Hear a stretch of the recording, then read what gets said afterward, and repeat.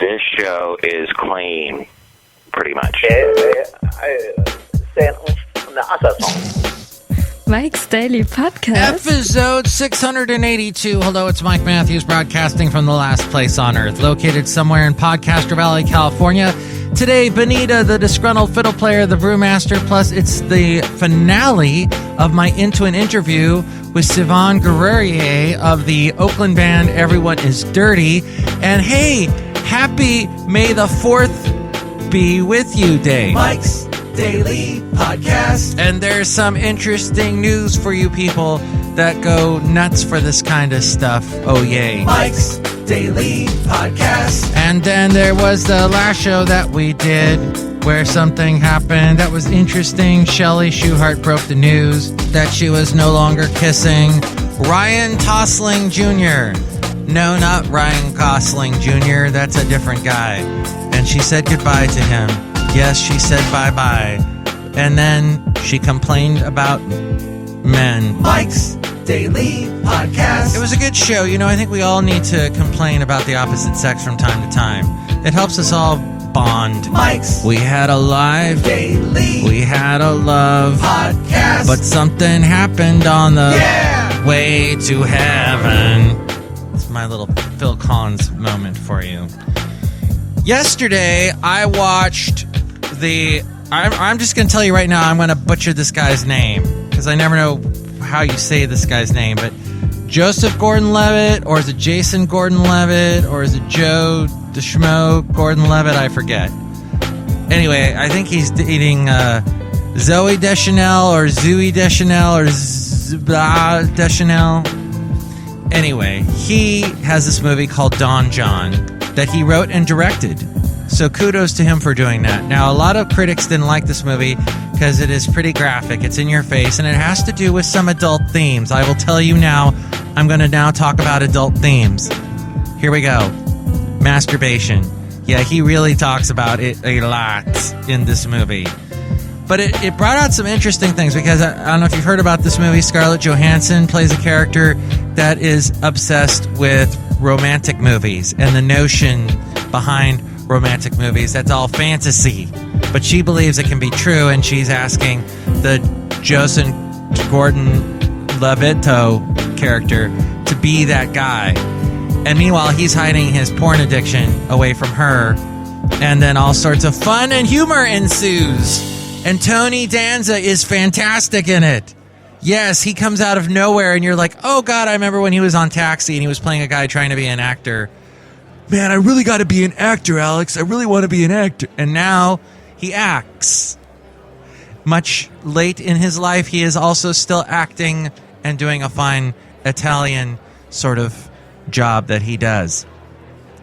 What did I get out of this movie? I think the best part comes when Julianne, I'm going to butcher her name, Juleski Moore, the redhead, says to the Joseph Gordon-Levitt guy, hey, you know what? You know, you want to get lost. You like porn because it allows you to get lost. And his whole complaint, he's a disgruntled sexer. It's basically what it is. He just is not happy with sex. Sort of a Woody Allen-esque type of stance where he's always complaining about those issues. But Joseph Gordon-Levitt's character says, yeah, it's just, sex is never as good as porn. And the Julianne Moore character says to him, you know what, you get lost in porn, but the whole thing about sex with a real person is you're supposed to get lost in them. And don't be thinking so much about yourself, think about the other person, because it's all about the other person. And he's like, yeah, maybe the other person, whoa, bada boom, bada bing. And there you go. That's the movie. Did I spoil anything for you? It's on Netflix if you want to watch the whole thing. There's all kinds of other things that go on. And there's great accents, New Jersey accents. And there's Tony Danza's acting, which is just a kick-in-the-face fun time. And the use of the F word a lot, and a lot of masturbating is going on in this movie. Did I feel dirty after watching it? No, maybe. But the band today, the finale of Everyone is Dirty, We'll be talking to them. I can't wait. But before I do, I just wanted to say there was a guy I used to work with at the radio station I work part-time at. And every time I would come in, he would be on before me. And I'd walk in, and then he would proceed to complain about everything. And his biggest complaint was, I need a job. I don't like working part-time at a radio station. I want to run a radio station. I want to be a program director. And I'm getting married. I need to have a real job. Well, then he got a real job. He was running 2 radio stations not too far away from here. So he could still come to the Bay Area whenever he wanted. It was just like a 2-hour drive, maybe less. And he quit the job. And all I can think of is this guy is never happy. And I'm sure it was somebody caught him complaining at this new job that he was complaining about before that he never could get. And now he had it and he was still never happy. Which takes us back to the Don John movie, where Don John was never happy with the one thing that should make us all happy: sex. Makes you think, doesn't it? The grass is always greener. Look who just walked in. Hi, Mom. It's Benita, the rodeo queen. How you doing? And it's a disgruntled fiddle player, tell you what. What? I can't believe anyone would be disgruntled about sex. I mean, it's a wonderful thing. How 2 people show each other their love. That's true, disgruntled fiddle player. Do the adult themes of that movie upset you? Yeah, you know what? I think people shouldn't talk about it, out in public like that. And that guy, that George Levitt guy, he wrote and directed this movie. I mean, he should have just kept his mouth shut and done a movie about, I don't know, Ice Princess and snow and snowmen that can sing. He should have done something like that, y'all. Okay, and look who else just walked in. Hello there, Mike. I make the root beer. I'm the brewmaster. Brewmaster, what root beer did you make today? Mike, I made a delicious grass is always greener, earth beer. Please don't tell me you made this with grass. I made it with grass. Is there a specific type? I mean, did you use lawn grass? Or did you use, like, the grass that's used in pot? What? Exactly. What indeed? If you find the answer to that, maybe you can sell this in Berkeley and or Oakland and make a bunch of money. Think about it, Brewmaster. Okay. What were we talking about? It looks like we were talking about May the 4th be with you, Star Wars. And actually last night I was watching the Clone Wars cartoon thing they used to do. And now, in honor of May the 4th, Star Wars has a new trailer for the animated series Star Wars Rebels. It has just arrived, according to herocomplex.latimes.com. Star Wars Rebels is about 5 years before the beginning of Star Wars Episode 4, A New Hope. It follows the adventures of a group of heroes desperately trying to combat the all-consuming might of the Empire, the fascist government arisen from the ashes of the Old Republic in Star Wars Episode 3, Revenge of the Sith. The series, overseen by supervising director, executive producer Dave Filoni, whose work on the Clone Wars has made him well known in Star Wars fan circles, will premiere on the Disney Channel in the fall before it shifts to Disney XD for the rest of the episodes. Filoni has said the look and feel of Star Wars Rebels will recall the original trilogy of films, and it will have a lot more, fast-paced stories, but lighter. And of the difference between the two series, Filoni said, Rebels will be different from the Clone Wars in a couple ways. One is the decision to stick with one story and one main group of characters. We wanted fans to get to know the new characters and what they are fighting for. Each episode has its own unique story while still fitting into the much larger picture of what is going on in the Star Wars universe. Rebels will tell the story of a group of characters. In this way, it is more like the original trilogy, which followed Han, Luke, and Leia, where the prequels showed us the grand scale and political as well as personal. Filoni is also one of the team of writers who'll be working to oversee the future Star Wars-related tales in the expanded universe, the loosely interlocked series of books, comics, video games, and other ancillary products that have served to fill out the imaginary universe George Lucas established in his 6 original films. As you know, for the movie J.J. Abrams is making, there's going to be the Carrie Fisher's coming back, Mark Hamill, and Harrison Ford, and all the characters that were not seen but more heard and just, they were in costumes. You got the Peter Mayhew, who was in Chewbacca, who was Chewbacca.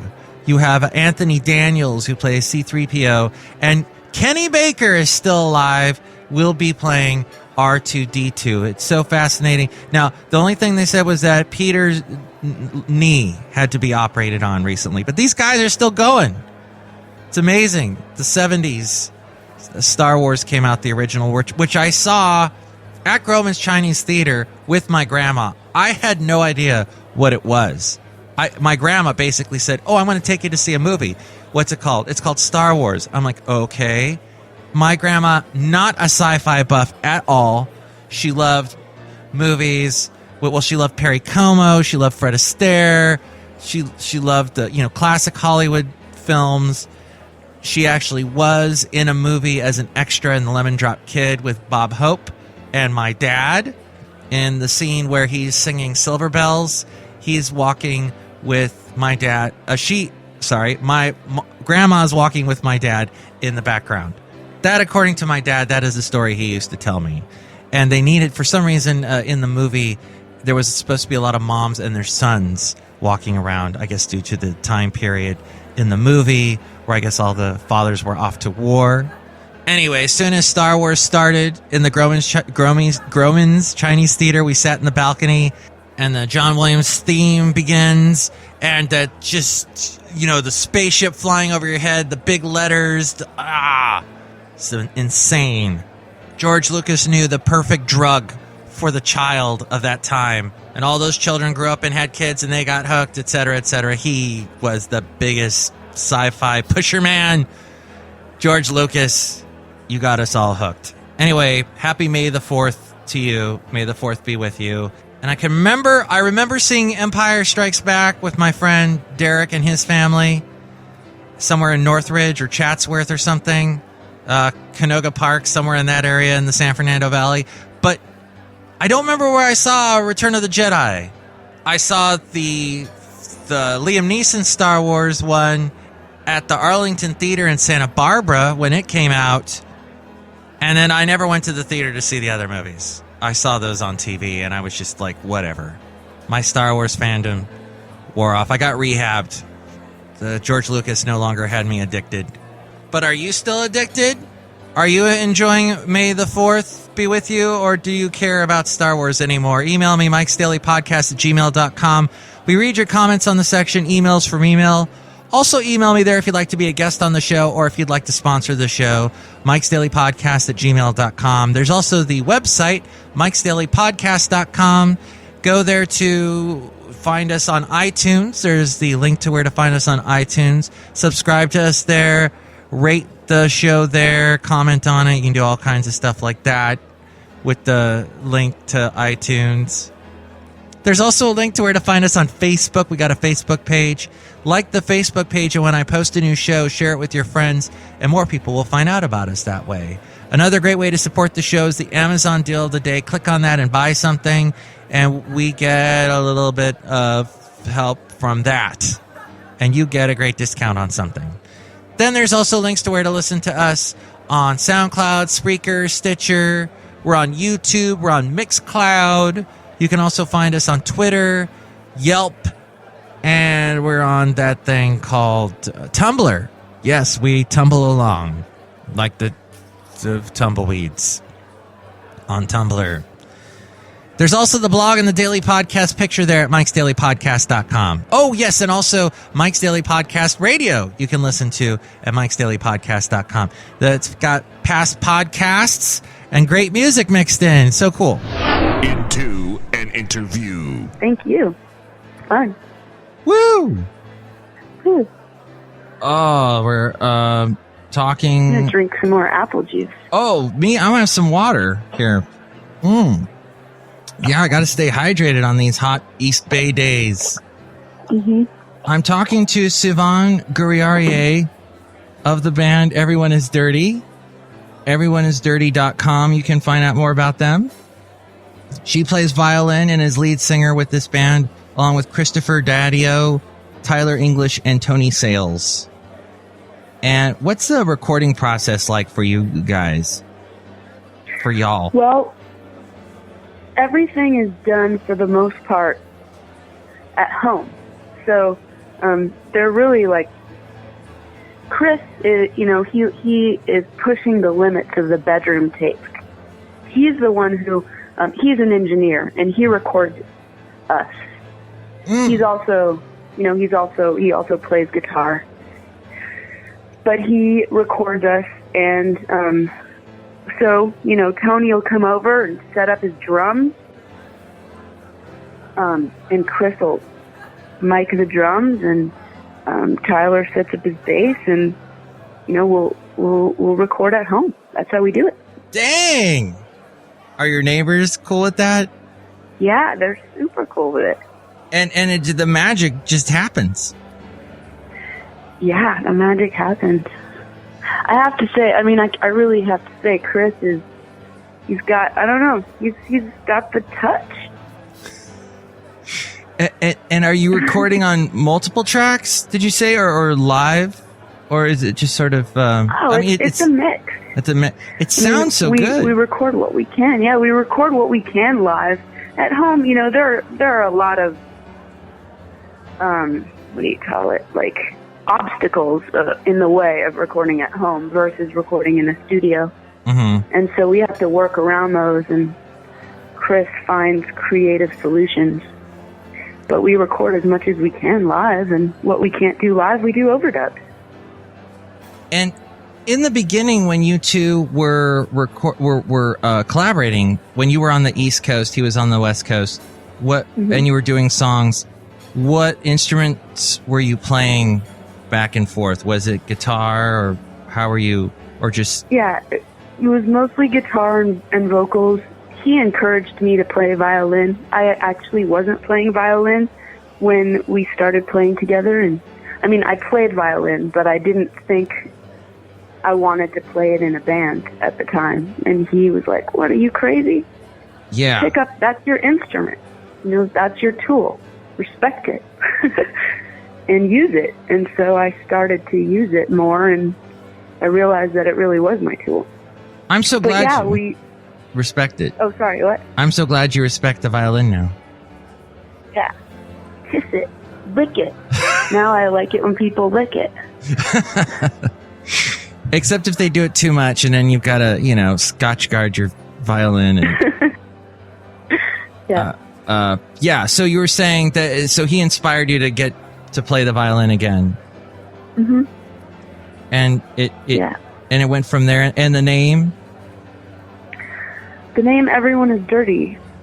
Well, it originally came from a poem that I wrote, and it really, it's more of a philosophical idea than it also is just like, yeah, everyone's dirty. Everyone has dirty thoughts, no matter who you are. Mm-hmm. Everyone has something that is, everyone has a little dark spot in their brain, or a little dark spot in their past. But that's what makes us human, right? Is we, otherwise we'd be statues. No, that's right. No personality, no soul. No soul, no personality. And people, who think that they're not dirty, or who think that they're above it, are not. They're wrong. Yeah. Fast. Yeah. And did you actually do some films then? You said you were in film school back in... Yeah, I was in film school. Did you? And you made a movie? I did. Well, I made a movie about an Elvis impersonator, and who lived in the desert. And wow. Yeah, and I mean, and I love making movies. I love film, and I love making music videos for Everyone Is Dirty. I enjoy making music even more. Mm-hmm. Is it just what is it? That you have to actually, like movies, you have to come up with, I mean, there's so many variables with the lighting and the editing, the sound. I like the idea of the immediacy of music. You know, I mean, I can sit down and make music by myself, or I can make music with, my best friends. I don't need an army of people to help me make music. And then, I mean, with a movie, it's like you can't just sit and make it. It takes time, and it takes a lot of thought. And I think movie making is more of a brain art, and music is just, it's more intuitive and immediate. And I like that. Mm-hmm. Yeah. It's a little, I don't know, it's easier. More visceral. It's more from the gut. Yeah. Yeah, because movies, you need a huge crew, and then you spend months on something to make a full... Usually. And then maybe nobody likes it, and all that work went to nothing. And money. It's free. Like, making music is free. I can do it for free. But people should pay you. That's right. So they should buy a shirt from Etsy or go to the Bandcamp. Everyoneisdirty.bandcamp.com. And everyoneisdirty.com. By the way, your website is very cool. I love the layout. Thank you. And we're going to play Mama No. Oh, I don't know if you can hear that. That's Basil scratching and his collar. He's hitting his collar. It sounds like a little tambourine, not a tangerine. Okay, tell me about Mama No. I wish I could see Basil. You want to see? We need to go hiking. Yeah. With Joaquin Phoenix, Joaquin Miller, not Joaquin. Joaquin Phoenix Miller Park. Let's do that. Sounds good. We'll go hiking. You can watch Basil chase turkey. I would love that. He has a blast doing it. But tell me about Mama No. Okay. Well, Mama No and Devastate are actually really similar in theme. We wrote them around the same time. And Mama No it's about being abandoned and left behind. Oh, okay. Yeah. Is this like when you're in a supermarket and you lose your parents and you're stuck in the frozen food section and you're like, Mom! Yeah, it's when you go to the supermarket and then your mom leaves you in the car with the windows all the way rolled up. Oh no. That's what it's about. That mom's going to jail. But then she doesn't go to jail. No. Well, I think I need to track her down and bring her to justice for leaving you in a hot car. Gosh, But then, then you still always love her and want her affection because she's your mom. This is a movie. No matter what she does. This is beyond this. This song could be turned into a movie. There's some very dark themes in here, but it's poppy at the same time. Yeah, it's like happy and sad. Let's play it, shall we? Let's do it. Sivian Gur-Arieh. She is the lead singer and the violinist. And you can find out more at everyoneisdirty.com. Let's play Everyone Is Dirty. It's Mama No on Mike's Daily Podcast.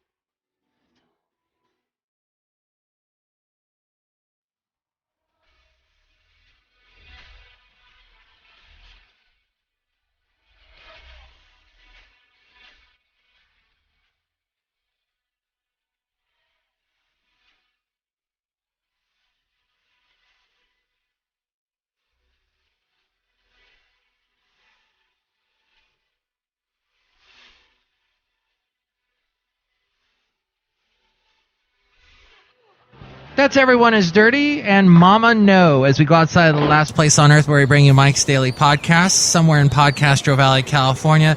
Big thank you to Sivan, Christopher, Tyler, and Tony, and Everyone is Dirty for being on the shoe. And here's today's podcast picture. The picture was, well, a character you hear often on the show.